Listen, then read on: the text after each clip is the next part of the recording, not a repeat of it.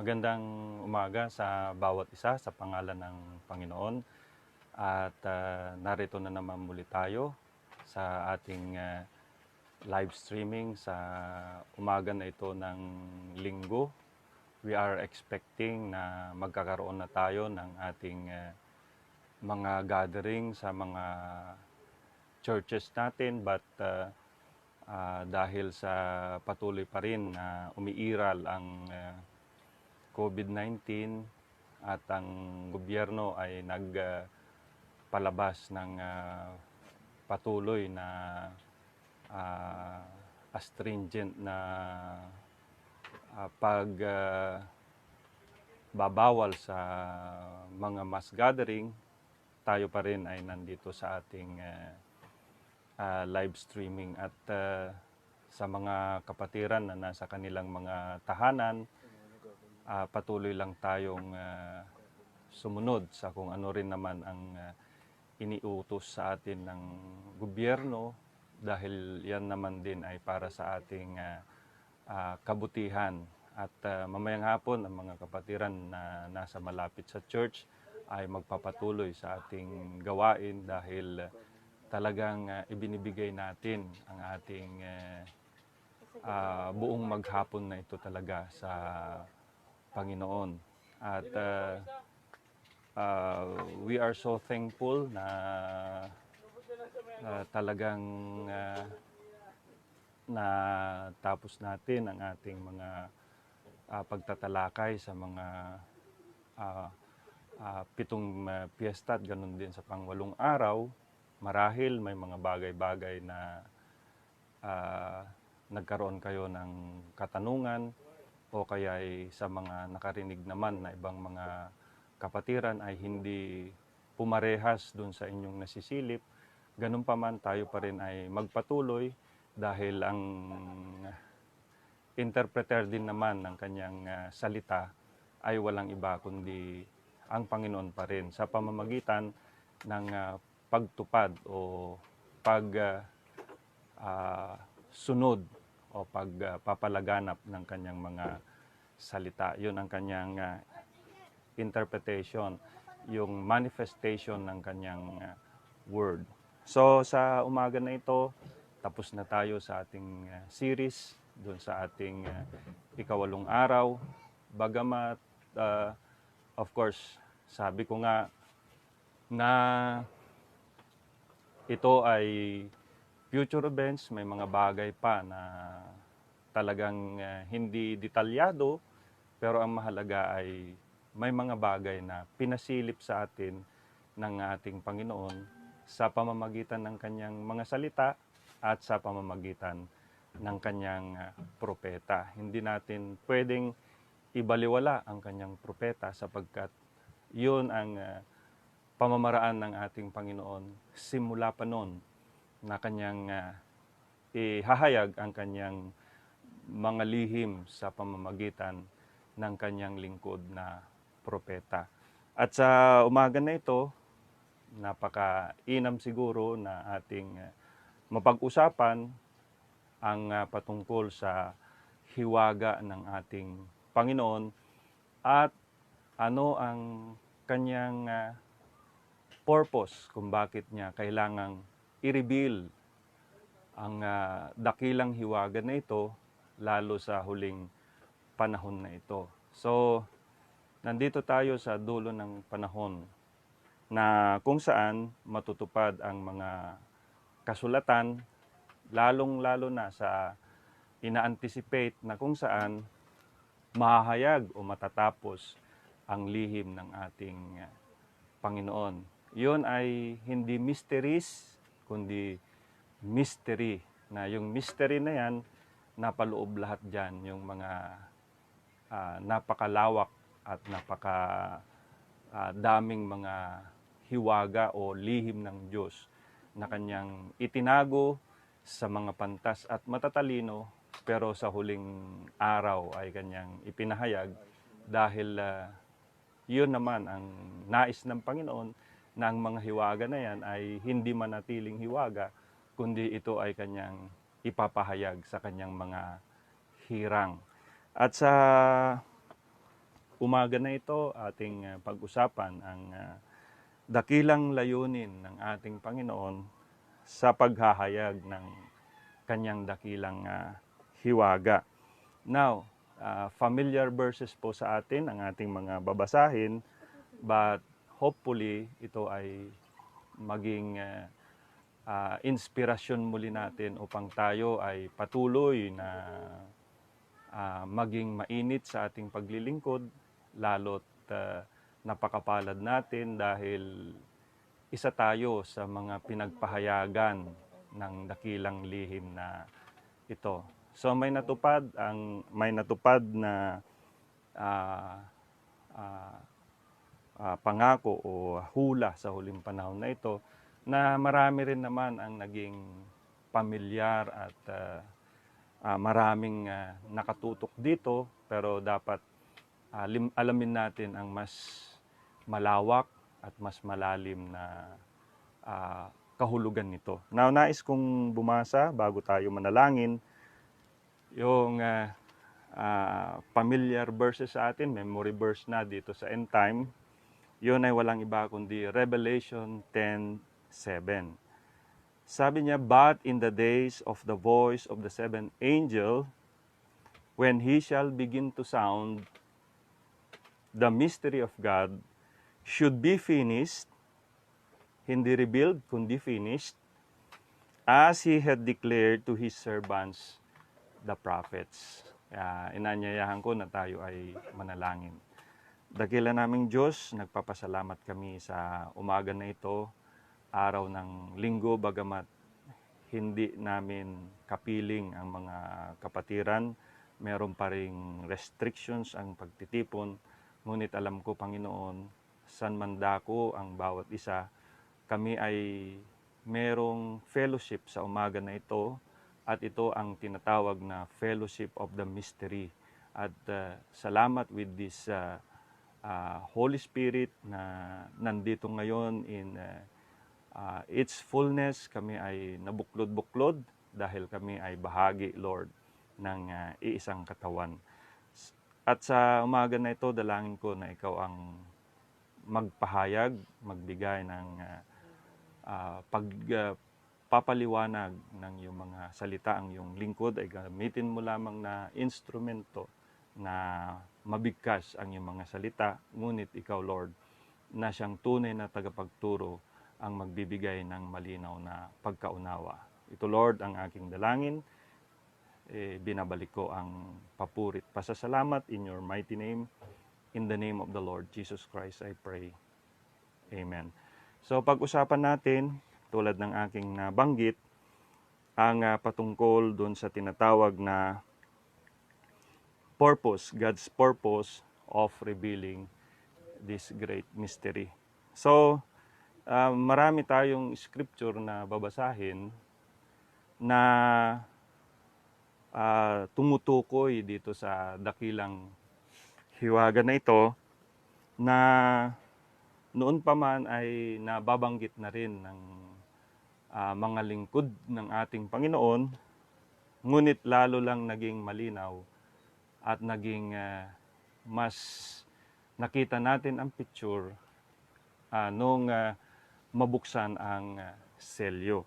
Now, doon sa Corinthians, ito po ay pagpapatutuo ni Paul sa 1 Corinthians chapter 2, verse 6 and 10. Marami at tayong babasahin tulad ng aking sinasabi na mga scripture patungkol dito sa ating pinag-uusapan.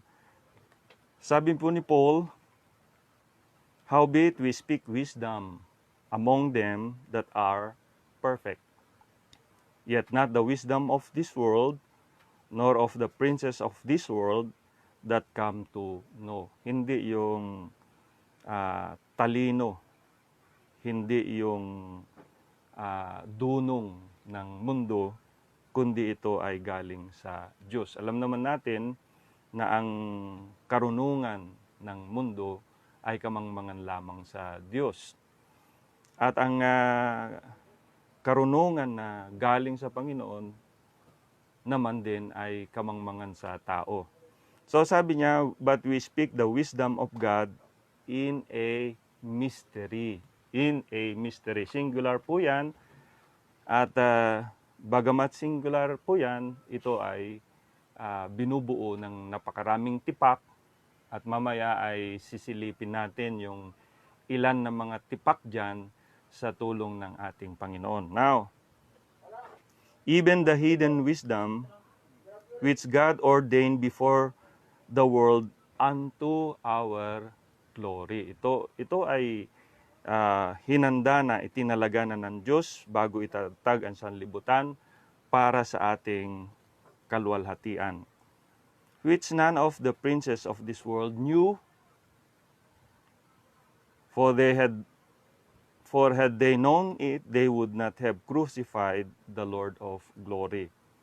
But as it is written, eye hath not seen, nor ear heard, neither have entered into the heart of man the things which God hath prepared for them that love Him. Itong hiwaga na ito ay hinanda ng Panginoon sa mga tunay na magmamahal sa Kanya.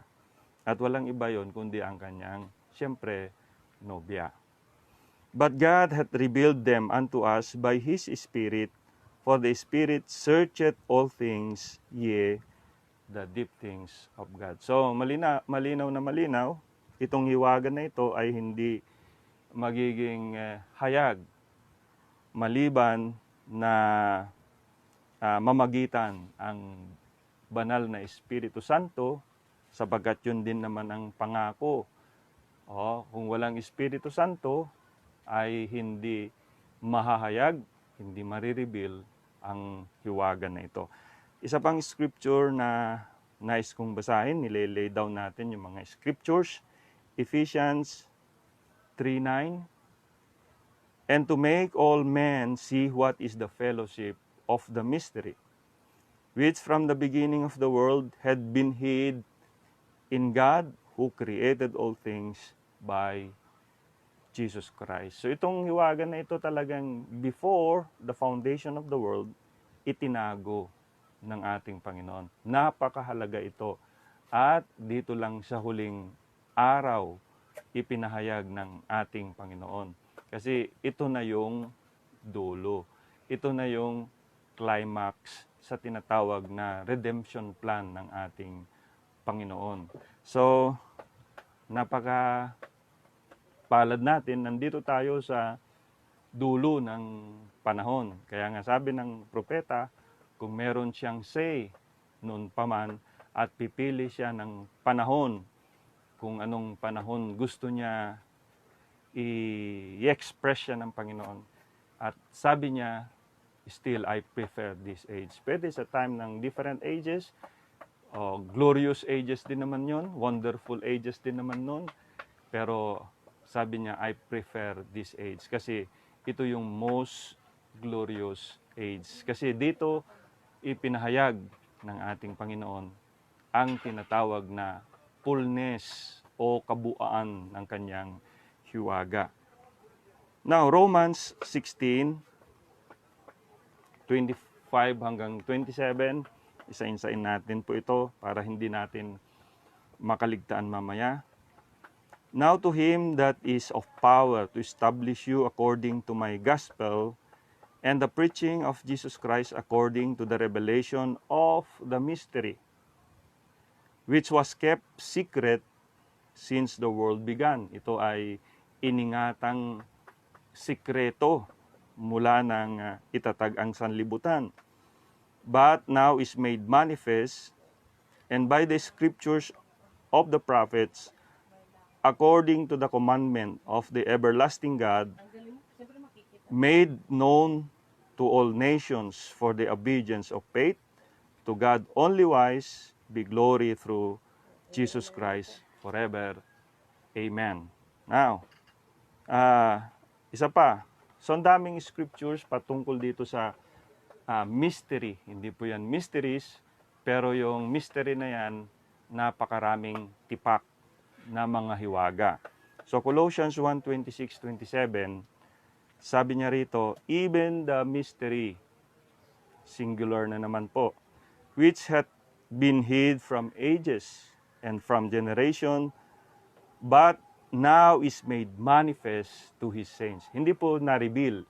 Hindi niya sinabi, and now is being revealed to His saints. Tama, in one sense, it is supposed to be revealed, pero ang sabi niya, in-emphasize ni Paul, but now is made manifest to His saints. So itong hiwaga na ito ay nagkaroon ngayon ng manifestation sa pamamagitan ng mga banal. Sino ba ang mga banal? Walang iba kundi ang bride ng ating Panginoon. Which, of course, it's not one person, but it is a many-membered bride or body of Christ. To whom God would make known that what is the riches of the glory of this mystery, singular na naman, among the Gentiles, ano daw yon? Which is Christ in you, the hope of glory. So, itong mystery ay yung Christ, hindi above us, hindi with us, kundi Christ in you, the hope of glory. Now, sa Bible, nabanggit ko kanina, maraming mga mysteries. Pero pinag-uusapan natin ay mystery, singular. Sa Bible, napakarami at may mga ilan na pinahayag sa atin, of course, sa pamamagitan pa rin ng prophet. Nais kong basahin para makaragdag sa atin, no, ng ating kaalaman. So sabi niya, yung mga mysteries na napaloob dito sa great mystery na ito. Number one, the mystery of the kingdom of heaven. That's one we're talking about. Talking on Matthew 13:3-50. So yan yung mga scripture. Second mystery, mystery of Israel's blindness during this age, Romans 11:25. So yan yung mga iniisa-isang mystery na napakarami po yan, pero ulitin po natin, napaloob lang o tipak lamang ng great mystery. The third mystery is the mystery of the translation of the living saints at the end time of this age.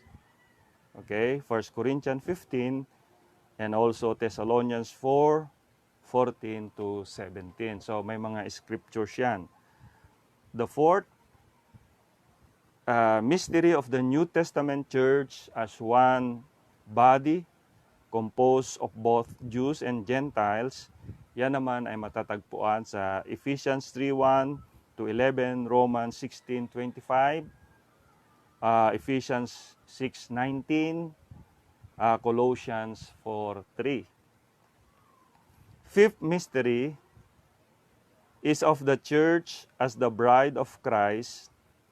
So ulitin ko po, the fifth mystery is the church as the bride of Christ, Ephesians 5:28-32. Yan ay napaloob doon, doon sa great mystery. Sixth mystery is of the living Christ. Malinaw. The living Christ, kasi hindi naman namatay si Christ. Okay, yung Christ ay yung anointing. Yung Christ, ano ba yung anointing? Di ba Holy Spirit? At yung Holy Spirit na yan ay nagpapatuloy hanggang sa ating panahon. The sixth mystery is is of the living Christ, same yesterday, today, and forever. Galatians 2:20 and Hebrews 13:8 and many places like that. Seventh mystery is what? Is of God. The seventh mystery is of God, even Christ. Hindi natin pwedeng i-chop-chop. Okay? Hindi po pwedeng hati-hatiin natin ang Diyos.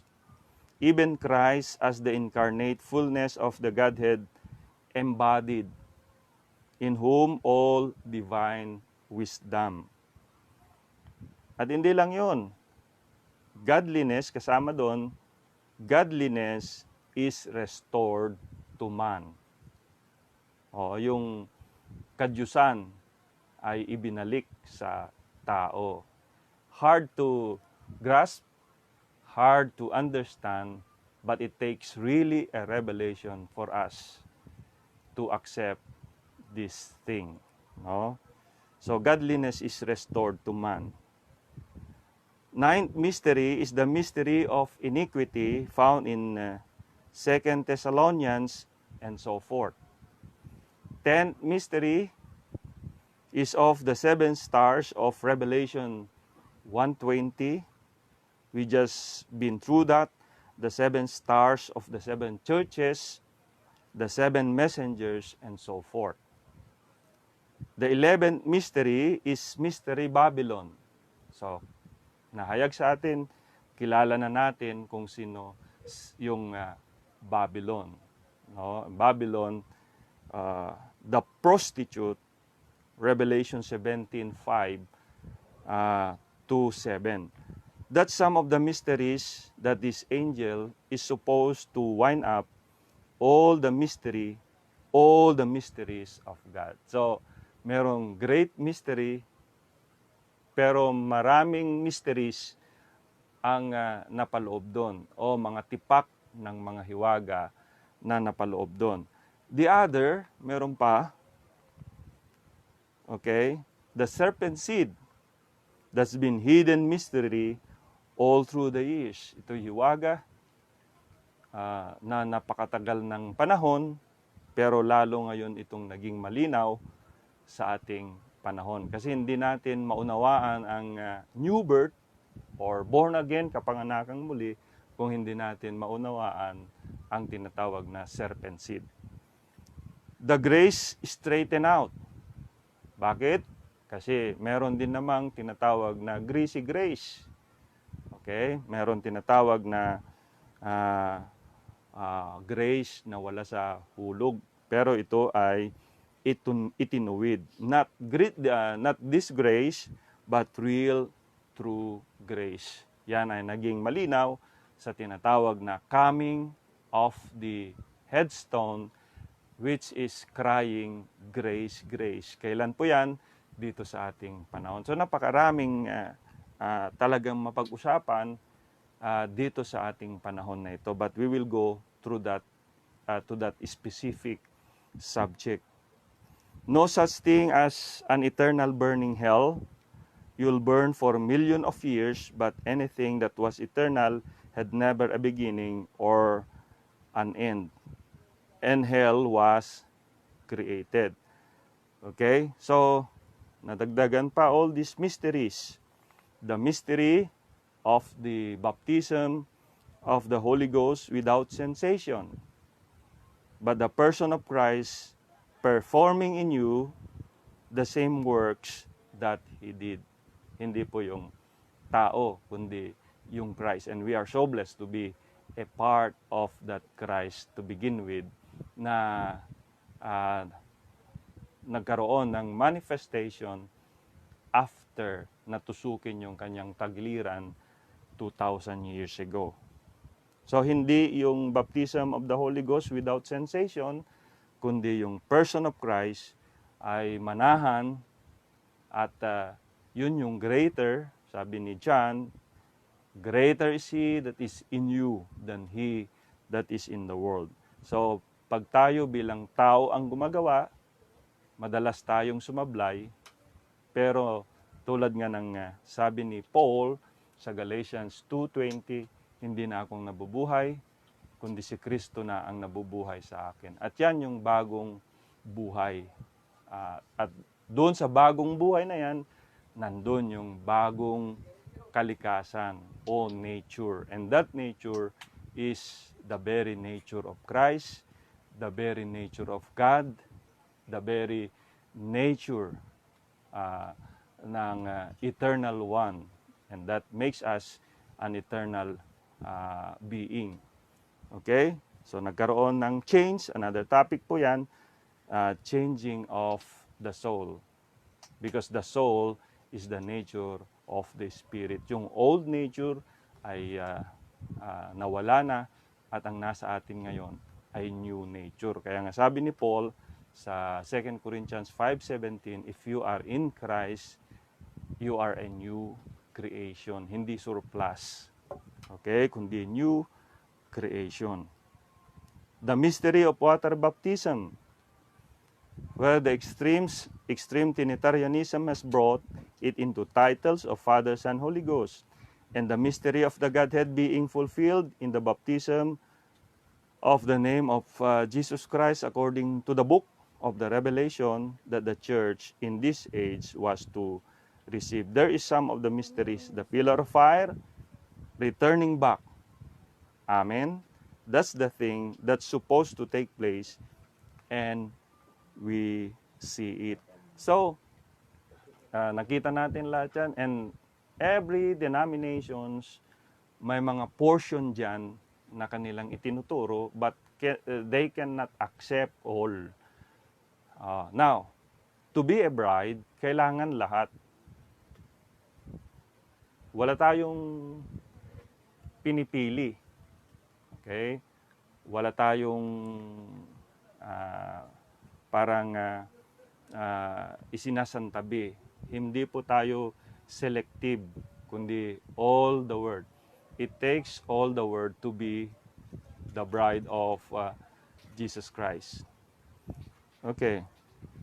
Now, so nakita natin may ministry na kailangan ma-fulfill in this day. Hindi lang i-gather itong mga mysteries na ito and then ibigay sa atin. Of course, if we have the Holy Spirit of God, we will accept all the mysteries. Hindi lang portion, hindi lang tayo selective, kundi all the mysteries na nabasa natin. Marami pang iba, sabi ng prophet, pero yun ay mga biblical, mga mysteries na binigay sa atin in this last day. But we are going to that mystery na lalong nahayag, lalong nabuksan dito sa ating time. Okay, so nakita natin, balikan natin in Revelations 10:7, sinasabi niya na when that seventh angel begins to sound, the mystery of God should be finished. So may mga impersonations, okay, na nag-angkin din na sila ito, na siyang nagdulot ng maraming kalituhan at confusion sa mga tao. Kaya mas mainam talaga na mag-stick tayo sa kung ano ang ipinahayag ng Panginoon sa pamamagitan ng prophet. Now, ulitin ko po, hindi po natin itinataas ang prophet. To begin with, ang prophet ay office. Hindi yan office ng tao, yan ay office mismo ng Diyos at meron lang siyang ginamit na tao. Okay? Siya yung nagpahayag. Ang Diyos ang nagpahayag at gumamit lamang siya ng opisina. Opisina niya yun, pero ang ginamit niya ay tao. Kasi hindi naman siya nag-ordain ng hangin para mangaral, hindi siya nag-ordain ng ano pa mang bagay, anghel or puno o whatever, mechanical devices, sabi ng prophet, kundi he ordained a man to do the job. Just like in this day, meron siyang ginagamit na fivefold ministry. Now, so sabi niya, in the days of the voice of the seventh angel when he shall begin to sound. So meron specific na time, element na kung saan nabanggit na matatapos ang hiwaga ng Diyos. So, sabi niya rito, aking babasahin. Notice the very day when this messenger, not when he starts on, but when he begins to declare his message. Kasi nung nagpasimula siya, nandyan yung first pull, nandyan yung second pull. Hindi natin po sinasantabi yun. Hindi natin sinasantabi ang first pull, which is yung healing the sick, miracles. Yun ay pinermit ng Panginoon to attract the attention of the people. And then, second pull, discernment. Again, that was given to attract the attention of the people. So sabi niya, not when he starts on. Kasi matagal na nag-ministry ang prophet, pero meron siyang specific na time na kung saan kailangan nating bantayan. But when he begins to declare his message. Kaya nga maraming tulmalikod ang prophet, marami sa mga leaders ng mga denomination naghihinayang bakit iniwan ni Brother Branham ang healing.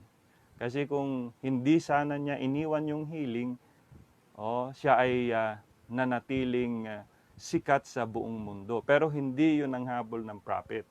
So, pinahintulutan yung first pull, second pull, para i-attract lang yung attention ng tao. Pero nung maghayag na siya ng mga hiwaga, or buksan na niya, i-reveal na niya yung great mystery, halos lahat ng mga tao ay iniwan na siya. Kaya nga, dumating ang time, even yung kanyang church, Branham Tabernacle, sabi niya, I know you are not getting this. Okay? And nothing in this world for you to know it. Just continue serving the Lord, do your duties, go to church, but sabi ng prophet, you cannot get it. So nakita natin anong nangyari sa Branham Tabernacle. They continue on playing the tapes, which is hindi natin pwedeng tawaran yun. Hanggang dun lang ang naabot nila. So ang kanilang mga priorities ngayon is to distribute the tapes, distribute the message of the hour, which is nakatulong yan sa buong mundo. Okay, i-translate yung mga spoken word. Ngayon, lately ay nag-develop sila ng tablets na nandun na lahat. Nandun na yung Bible, nandun na yung the table, okay, nandun na yung mga references, which is good, nakakatulong. But still, okay, we have to stay with the Word. Ano yung Word? After Revelation 10:7, merong Revelation 10:8 to 11. May ministry ang bride, at ito ay sabi niya consists of the fivefold, yung apostles, prophet, teachers, evangelists, okay, and yung tinatawag na apostles, prophets, teachers, evangelists, pastors. Now, balikan natin, not when he starts on, but when he begins to declare the message. The first pull, healing. Second pull, prophesying. Third pull, the opening of the word. So yun ang pinaka mahalaga, yung opening of the word. The mysteries revealed. Kasi kung ma-open yung word, now, dito nagkakagulo ang marami, dahil yung word na yan ay itinuturo nila yung Bible. Yes, it is, but remember, Paul said, the letter killeth, but the Spirit giveth life. That word is not a letter, okay? That word is the person himself. John 1:1, in the beginning was the Word, and the Word was with God, and the Word was God. And that Word is a person. And that word or logos has a part. Okay? That word or logos has a part. Sabi ng prophet, he has got a bride. Kaya nga po merong tinatawag na word bride in this day, na ito yung season na siya ay ma-express sa kanyang fullness. So yun, actually, ang tutunguin natin, na over-excite lang ako, kaya medyo nabanggit ko agad.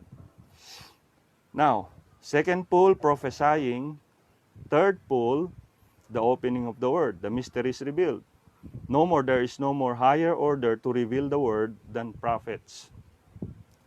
But the only way the prophet can be vindicated is by the word. And remember, the third pole was the opening of them 7 seals. So malinaw.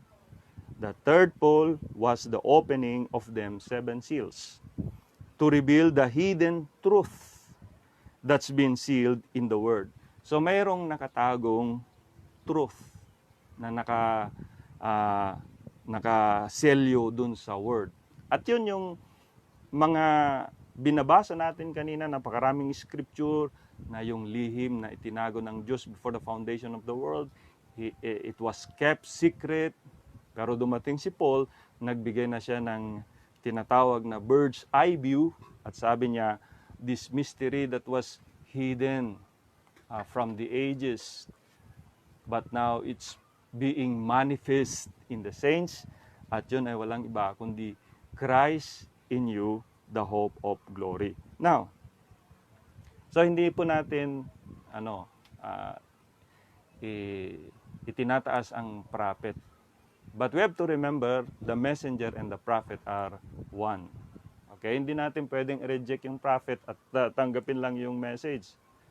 Or vice versa. Tanggapin natin ang prophet and then i-reject naman natin yung kanyang word na dala-dala. Remember, that word na kanyang dala-dala ay walang iba kundi si Christ. And that Christ, remember, okay, madalas na natin itong tinatalakay, but sometimes it is neglected. Okay? Yung Christ na yan, yung word na yan, ay nandun, yung prefigure actually sa Eden, that was Adam, and Adam was both, remember, masculine and feminine. So, the prophet will do 2 things. Or the messenger of Malachi 4 and Revelation 10 is going to do 2 things. Familiar po sa atin ito. Now, this messenger of Malachi 4 and Revelation 10:7 is going to do 2 things. 1, according to Malachi 4, he will turn the hearts of the children to the fathers. 2, he will reveal the mysteries of the 7 thunders in Revelation 10, which are revelations contained in the 7 seals. It will be these divinely revealed mystery truths that literally turn the hearts of the children to the Pentecostal fathers. Exactly so. So itong Malachi 4, Revelation 10, malinaw na malinaw, meron siyang dalawang gagawin. Okay? He will turn the hearts of the children to the fathers. Ibig sabihin, i-restore yung mga lost things na in-enjoy ng ating mga apostolic fathers. Pero hindi lang yon, kundi i-reveal din yung tinatawag na lost things or hidden things. Dalawa yan, lost things and hidden things. Okay, yung lost things na i-reveal na yan previously, in-enjoy na yan ng mga believers sa early ages, pero itong hidden things dito lang po lubusan talaga nahayag sa huling panahon na ito. At yan ang ating tutunguhin. Now, so we know who is that word to begin with. And that word ay si Lord Jesus Christ. So, ang kanyang purpose why he was manifested is to show God. Because, again, hindi natin ma-appreciate, hindi natin makilala ng mabuti ang Diyos, mga kapatid, kung hindi siya maging tangible, hindi siya maging physical. So, that was his purpose to begin with, or yung kanyang hidden plan to begin with, to express himself in tangible form. Okay? So, What was Jesus manifested for? Ano ang layunin kung bakit si Jesus or Christ ay manifested? Sabi niya, to show God. Okay? Akala ko ba God is invisible, correct? But paano natin nga makilala ng lubusan ang Diyos maliban na siya ay maging tangible? He was God. He had to be. No man could die. No prophet could die. He was God. He was the God of the prophets. He was the prophets. He was the kings. He was the history. He was he that was to come. He that was, that is, and he that's to be in this day. The same yesterday, today, and forever. He was manifested for that purpose. And through that purpose, He achieved a church. So kanyang pagmamanifest, meron din siyang nakatagong layunin. Okay? Para daw ma-achieve ang isang church. Hindi po yung nominal church, kundi yung glorious church na walang iba kundi ang kanyang bride. Kasi nga, kung si Adam na natiling spirit, hindi rin niya ma-express si Eve. So siya ay naging flesh. Okay? And then the Lord said, it's not good for a man to be alone. I will make a helpmeet for him. So ang ginawa ng Panginoon, pinatulog lang si Adam at hinugot ang isa sa kanyang tadyang at ginawang Eve. So yun ay prefigure ng reality. Ganon din ang ating Panginoon. Kailangan niya maging tangible. Kailangan niya maging flesh. At doon sa Calvary, tinusok ang kanyang tagiliran. At sa pamamagitan noon, lumabas ang tubig, dugo, at espiritu. At yun naman ang nag-constitute ng ating tinatawag na new birth. Only the bride can have the new birth. Okay? Now, so, and through that purpose, He achieved a church, that He, the fullness of God, might bring to pass every promised word of God in this last day. So may pangako ang Diyos na kailangan maganap, matupad dito sa huling araw. When He gets the preeminence in the church, the position His place in the church. Ano yung kanyang position sa church? Jesus said, He that believeth on me, the works that I do shall he do also, even more than this shall he do, for I go to my Father. See, that was His purpose. There was the manifestation, and now today, He wants to get somebody that can so see it that they can let the word. So, yun ang ginagawa ngayon ng ating Panginoon, and that's the reason why this message has been brought in to different languages, and it is brought now in different countries around the world. Ang kanyang purpose ay makarinig ang last predestinated seed, and then when that last predestinated seed balik na sa kanyang perfect position. Ano yung position? The bride. And remember, that bride is no longer twain with the groom. They are one to begin with. Kung ilagay na siya doon sa kanyang perfect position, to be one with Christ, and that Christ is God to begin with, and then, okay, sabi nga ng prophet, when the church knew her position, then one day, the rapture will go. Because the rapture ay consists of three things: shout, voice, and trump, or rather yung nag-place sa tinatawag na rapture ay yung shout, voice, and then last will be the last trump. Okay. So ang purpose ng revealing ng seals ay to express Himself, of course, in different form. Now, Sino ba yung nag-reveal sa seals? It's Christ. Sino bang na-reveal sa seals? It's Christ. Di po ba? But if you read the content of the seals, mababasa mo, it's the believers doon sa ages na nakalipas. Including also doon sa tinatawag na Alpha Age na doon nagsimula, especially in the day of Pentecost, ang tinatawag na formation ng bride ng ating Panginoon. Because when speak about the bride, hindi lang naman dito sa ating time, kundi yung 2,000 years old body of the Lord Jesus Christ. Nagsimula sa Alpha, matatapos dito sa Omega. Now, sabi niya, now He sanctified with His Spirit and blood a church, that He might make every promise in this last day be revealed. So sa pamamagitan ng church na ito, lahat ng promise ng Diyos sa huling panahon ay mahahayag. So napakalawak yan. Anong ibig sabihin? Okay, lahat ng mga hiwaga ng Diyos mabubuksan.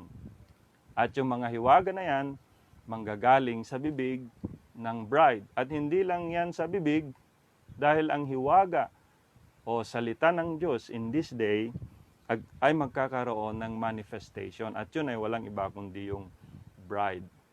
Okay? So hindi lang sapat na salita lang, kundi yung word na yan ay magkaroon ng manifestation sa bride. Okay? So hindi lang sapat yung salita. Okay? Ang mahalaga ay yung action, because your action will speak louder than your words. Okay? Pwede kang magsabi ng bride, ang daming nagsasabi ng bride. Pero ang tanong, unang-una, pag tinanong mo about the revelation, hindi naman niya alam. Okay? So we cannot judge. Ang biyaya ay patuloy na umiiral. Ang mahalaga ay nagpapatuloy.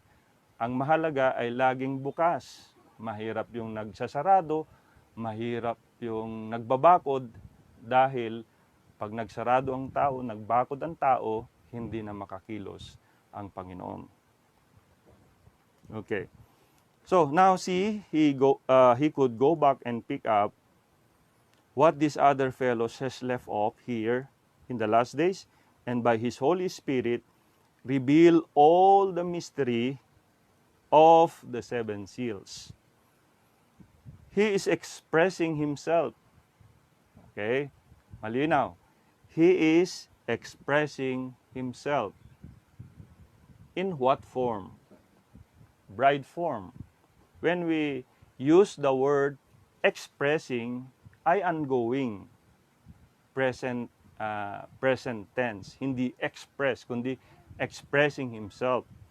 In this day, kanino? Walang iba kundi sa second Eve, na yun ay walang iba kundi ang bride. That's His purpose. That's why He died. That's the second fold of His threefold manifestation. First, to express Himself in Christ. Then express Himself through the church. And the same thing, Christ was the Word, and the church becomes the Word when it lets the Word go through them. Kung hayaan natin yung Word, then we to begin with was part of the Word. Pero kung merong hesitance or rejection rather, I doubt na tayo ay part of the Word, because our purpose of being here ay to manifest the Word for this day. Kaya nga po tinawag tayo na Word Bride. Hindi mo i-fabricate yung Word, kundi ito ay kusa na magmamanifest to begin with. Because why? We are part of that to begin with. At yan yung hiwaga na na-unveil in this day. So, itutuloy pa natin mga kapatid. So yung fullness ng God, again, ay kinakailangan ma-express in this day. Hindi sa isang tao, nakakatakot pag angkinin yan ng isang tao, you can say outright. Okay? You can say directly, you are a liar pag mayroong tao na magsasabi na siya ay expression ng entire fullness in this day. 2,000 years ago, yes, it was the Lord Himself. But in this day, it is now in many membered body. So yung mystical body of Jesus Christ ay walang iba kundi yung feminine expression. Okay? Bakit po? Yung same spirit na nandun kay Christ is the same spirit nandito sa bride. Just like Eve. Same spirit nandun kay Adam, same spirit nandun kay Eve, but of course, in different manifestation. And that spirit ay both masculine and feminine to begin with from the very start. At hindi mo yun pwedeng chap-chapin. Okay? All that was in God, He poured into Christ. And all that was in Christ, He poured into the church to have the preeminence. So sabi niya, in there would be a time comfort.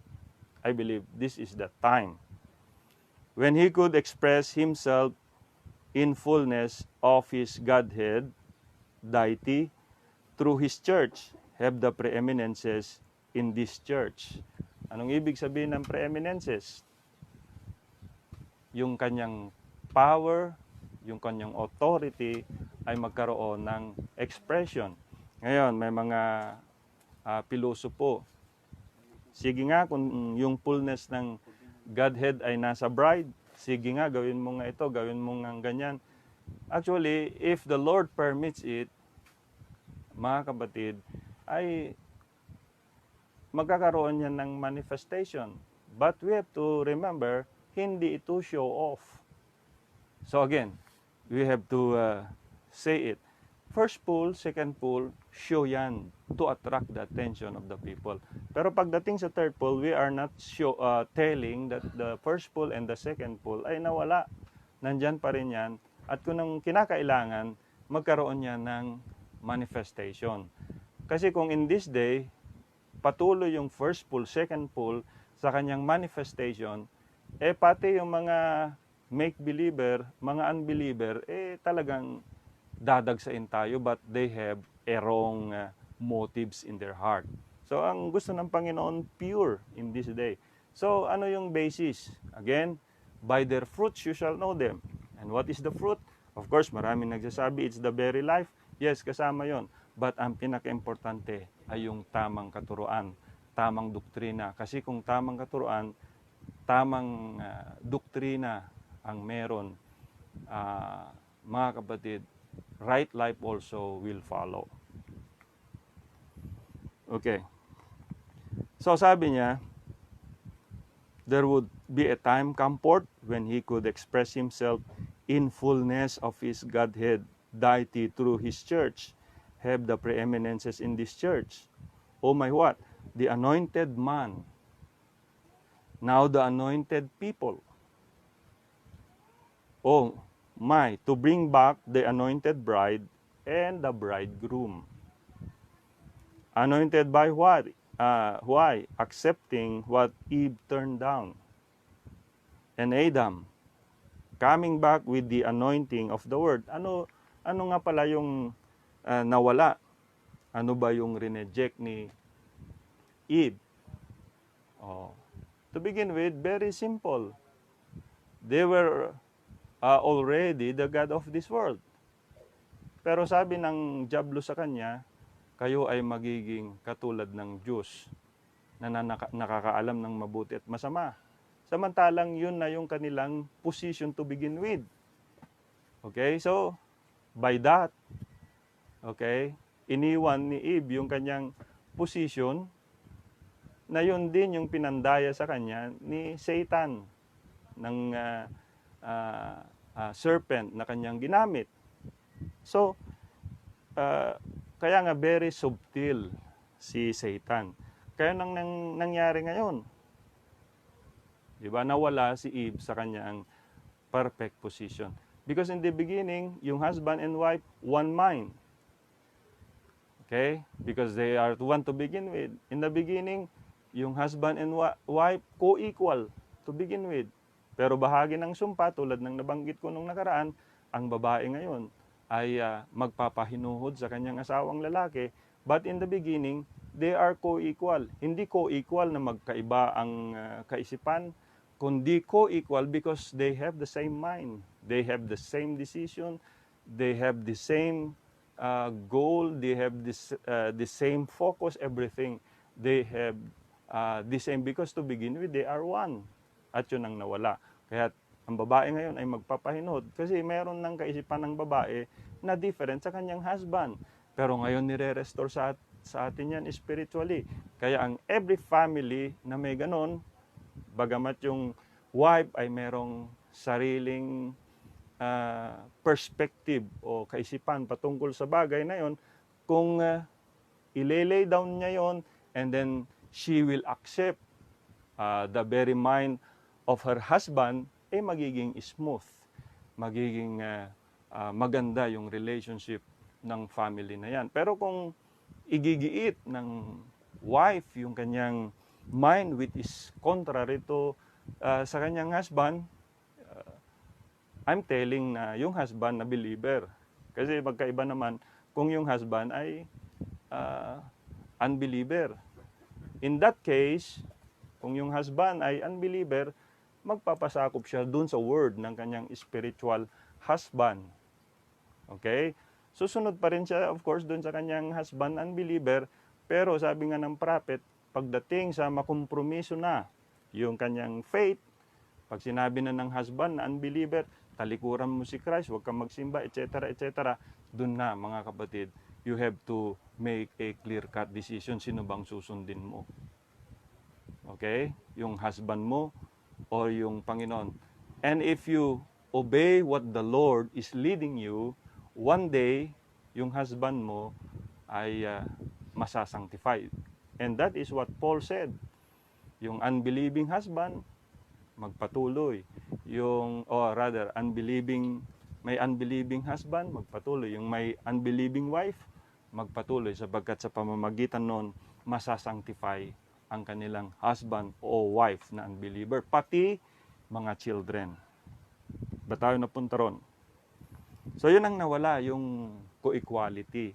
Kaya nga, sa pamamagitan ng message na ito, binigyan tayo ng malinaw na pagkaunawa na to begin with, because the same mind of Christ na nasa atin, or rather, yung mind ni Christ na sa atin, and that mind is not contrary to the word, kundi according to the word, then magiging napakasaya talaga ang ating paglilingkod sa Panginoon. So, anointed by accepting what Eve turned down, yung tinurn down ni Eve, and Adam coming back with the anointing of the word because he said, my word is spirit, she anointed with the word. What Eve turned down, he comes back and we accept. Tinanggap natin yon unang-una dahil nagkaroon na tayo ng malinaw na pagkaunawa. So, right now, the complete fullness of the Godhead dwells in this church. This is hard. Mabigat yan, lalo sa karamihan, pero mga kapatid, sa mga elect, hindi ito mabigat, kundi ito ang nagbibigay sa kanila ng joy sa kanilang heart, na sa kabila ng mga pagsubok pinagdadaanan, merong isang bagay na nagbibigay sa bride ng kanyang totoong comfort. At yun ay walang iba kundi ang kapahayagan na ito. God expressed in Jesus Christ, who was both Father, Son, and Holy Ghost, the fullness of the Godhead bodily. Now the complete fullness of the Godhead bodily dwells in His church. This is hard, but it takes really a revelation for everyone to accept it. Ulitin po natin. God expressed in Jesus Christ, who was both Father, Son, and Holy Ghost, the fullness of the Godhead bodily. Now, the complete fullness of the Godhead bodily dwells in His church, the preeminences. All that God was, He poured into Christ. And all Christ was, poured into the church, the believers, not denomination. Hindi talaga po pwede sa denomination. Kaya it's dangerous for the end time believers to denominate. Mas maganda, malaya ang Panginoon na makapagpahayag. What's His purpose now? Express Himself as a son. Kaya nga na-reveal yung mystery na ito, ang purpose ay express ang kanyang sarili sa pamamagitan ng kanyang bride. Okay? So sabi niya, what is purpose now? Express Himself as a son. See? And now, that in Him might dwell the fullness of the Godhead bodily. I've got Colossians laying here right before me. See?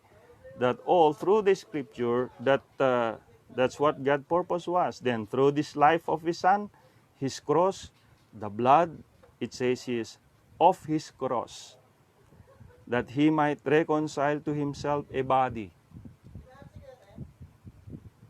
Okay? A body, a bride, which is Eve, second Eve, and God give it in a type, like He did Moses and all of them. The same thing He did in Adam and Eve, giving a type that they were Christ and the bride. He is the second Adam, the church is the second Eve. So yun ang purpose ng Panginoon. Right now, bakit kailangan i-reveal itong great mystery? Kasi sa pamamagitan ng pagpapahayag ng great mystery na ito, which is God Himself, na nakita na natin, both masculine and feminine. So, ang kanyang layunin, ang elect, ang predestinated, ang part ng bride ay makatanggap, makarinig, and then, hindi lang basta makarinig, magkaroon siya ng malinaw na pagkaunawa. And then, what's next? Okay, kung magkaroon na siya ng malinaw na pagkaunawa, and then, we will go. Okay? So, malinaw na malinaw mga kapatid. So itong great mystery ay yung mystery mismo ng Diyos na nahayag ngayon. Ang misteryo ng Diyos na nahayag, na ang Diyos na ito pala ay both masculine and feminine. God's great mystery, God's great secret has always blinded the wisdom of the world. It's contrary. Mabigat. Hindi ito basta-basta matanggap ng tao. They can't get it. They just don't understand it. So malinaw na malinaw, hindi talaga pwede itong isaksak o ipilit sa mga tao na hindi naman talaga para sa kanila. Okay? So, it's very simple. Kaya sabi nga ng ating Panginoon, huwag niyong ihagis ang perlas doon sa putikan o sa mga baboy kasi yuyurakan lang nila. Now, very simple lang. Yan. Pag sinare mo yung Word of God, turn down na. Of course, si Lord nang bahala ron. Kasi ang mahalaga, nagkaroon sila ng opportunity marinig. Pero kung ang objective mo ay pilitin mo yon, i-convert mo yon para dumami ang miyembro, baka nagsasayang ka ng oras, baka nagsasayang ka ng panahon at resources. Okay? Makikita mo naman yung tao na may interest o hindi. At yung tao na yan, to begin with, kung meron siyang seed, maghahanap yan. Siya na mismo ang maghahanap. Siya na mismo ang magkakaroon ng kauhawan o kagutuman sa salita ng ating Panginoon. Karamihan nga pag sinusubo mo na ito, ayaw nila. Pero may mga tao, di mo ina-expect, bigla na lang darating at sila pa yung mas sigit na interesado.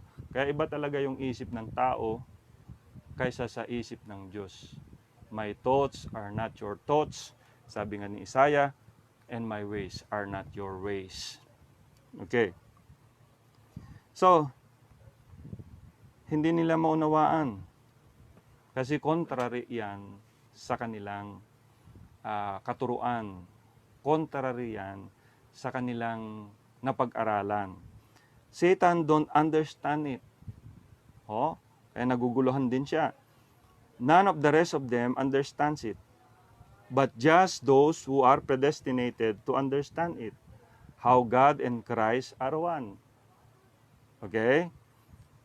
They will make him three every time. See? Buti pa yung Diablo, kilala niya ang iisang Diyos at nang natugpang kanyang tuhod. Pero itong mga matatalino na ito, they kept on insisting na siya ay 3-in-1. Okay? Parang kape. But we can understand now ano ang ibig sabihin ng Father, Son, Holy Ghost. Okay? It's the office of God. Ngayon, yung lahat ng opisina na yan, when we say fullness, nandyan lahat yan.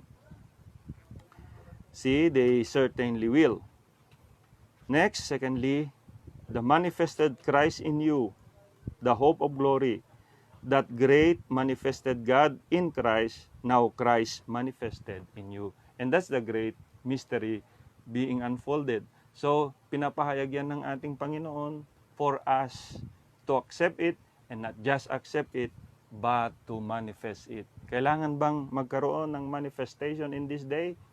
This is hard again, sabi ng prophet, maraming tatawid sa eternal age dahil sa bride. Okay? Remember, we will be with Christ sa judgment. At maraming tatawid because we execute fair and just judgment. Okay? 1 Corinthians 6, diba, sabi ni Paul, know you not, you will judge the world, you will judge the angels. Okay, so malinaw na malinaw po yan. So, of course, it's another topic, but we have to be in this specific topic that we have this morning. So, next, secondly, the manifested Christ in you, the hope of glory, the great manifested God in Christ, now Christ manifested in you. Look,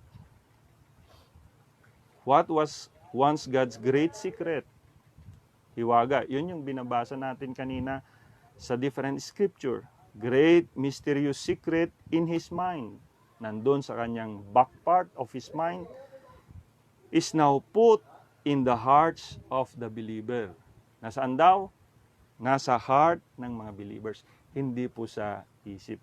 Kaya pag-accept mo lang dito sa message na ito ay hanggang isip, marami kang magiging katwiran at mahirap talagang sumunod sa salita ng Panginoon.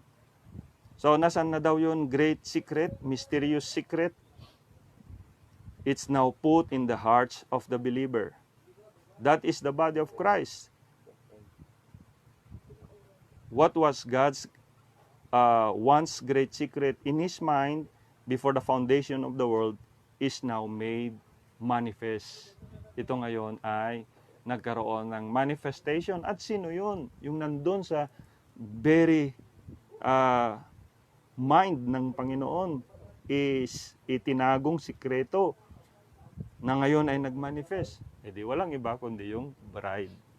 The bride of Jesus Christ. Itinago niya. Kaya nga nung i-reveal ito sa pamamagitan ng pagbubukas ng selyo, specifically dun sa 7th seal, nagkaroon ng tinatawag na half-hour silence.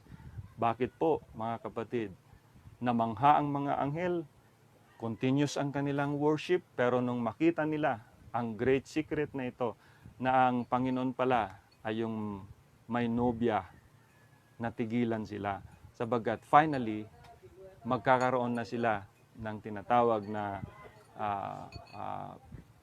malinaw na kaunawaan na ang God na ito ay both masculine and feminine. That is hard, but that's the reality.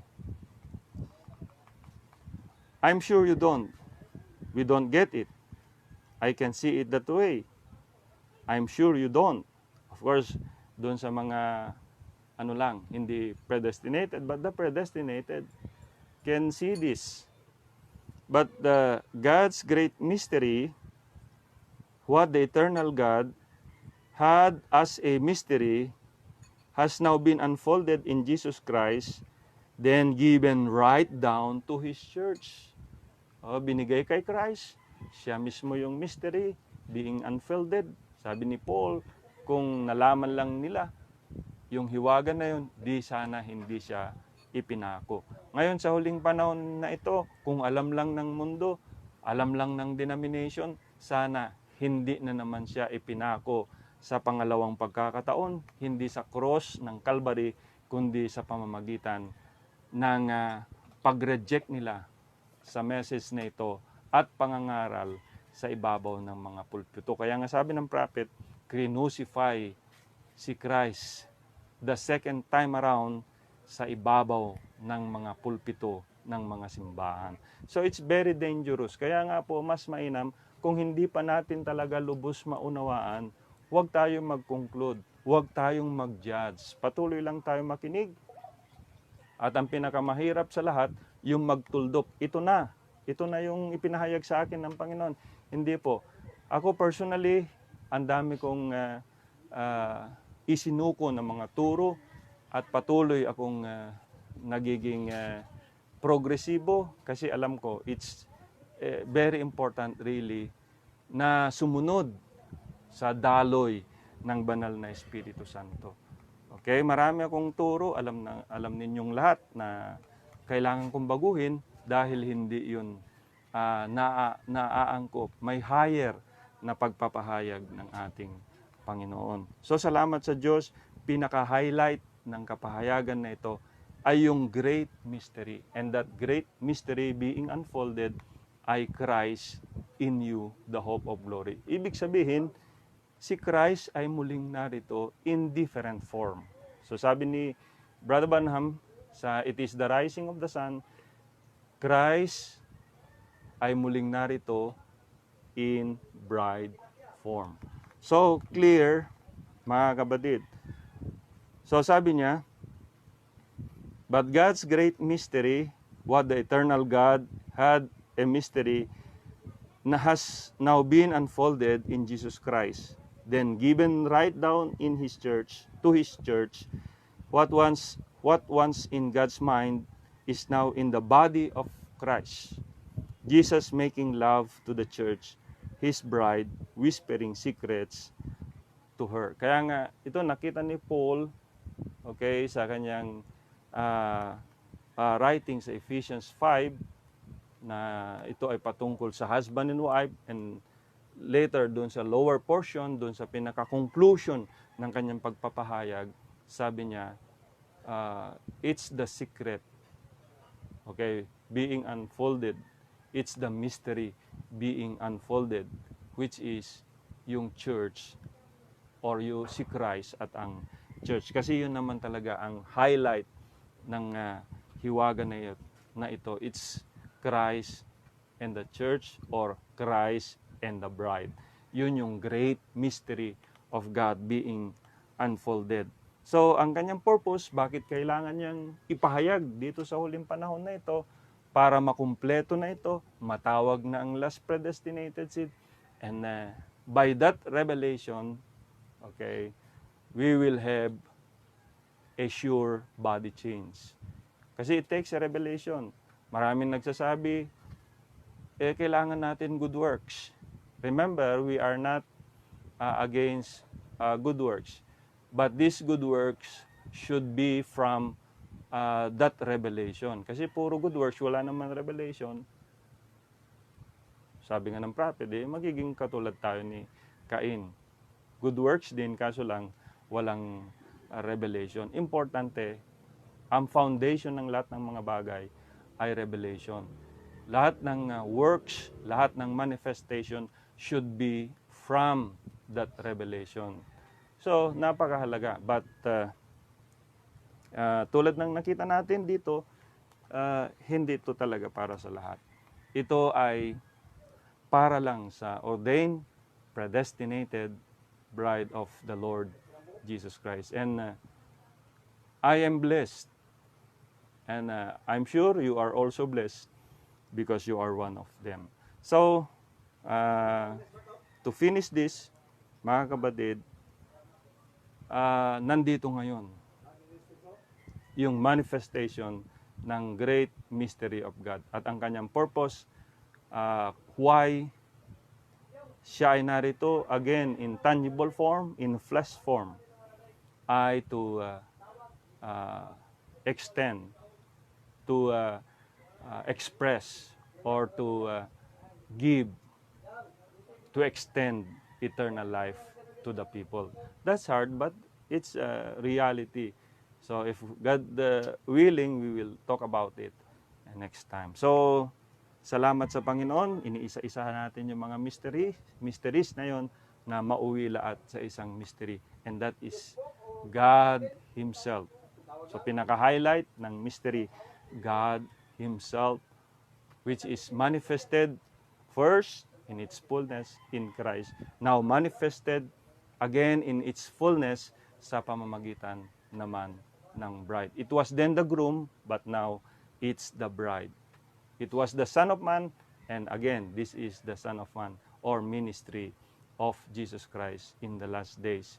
At ito ay magiging perfect na ngayon dahil both yung groom and the bride were already manifested in its fullness. Kaya nabanggit na nga ng prophet, as a minister of this gospel, I know one thing left, and that is the going away of the bride. So I believe, mga kapatid, so dapat i-enjoy natin ito. Hindi rin magbigay sa atin ng isang espiritu na magmataas, kundi isang espiritu na dapat maging maunawain tayo, lalong-lalo na sa mga taong hindi pa nakakaabot sa kapahayagan na ito. Imbes na ma-vex tayo dun sa mga critics, si Lord hindi ganun ang kanyang naging action. Hindi siya napikon, hindi siya naasar. Even si Esteban, hindi rin siya napikon, hindi rin siya naasar, kundi sabi nila, Panginoon, patawarin mo sila. Hindi nila alam ang kanilang ginagawa. So, pag may mga critics, may mga talagang hindi pa maunawaan, it's alright, mga kapatid. Just continue serving the Lord. Ang mahalaga, walang sino man ang pwedeng maghinder sa atin. Kaya ang kailangan natin, unawain na lang sila. Kaya mas mabuti yung umuunawa kaysa sa inuunawa. So salamat sa Panginoon sa umaga na ito. There's a lot of things na talagang mapag-usapan, but napakahalaga itong topic na ito because when we speak about future events, talagang masasabi ko we really enjoyed it, pero talagang mas mahalaga makita natin yung presenteng kalagayan natin. Yung mga bagay na darating na yan, hindi pa natin nakikita yung complete details, yung complete na talagang picture.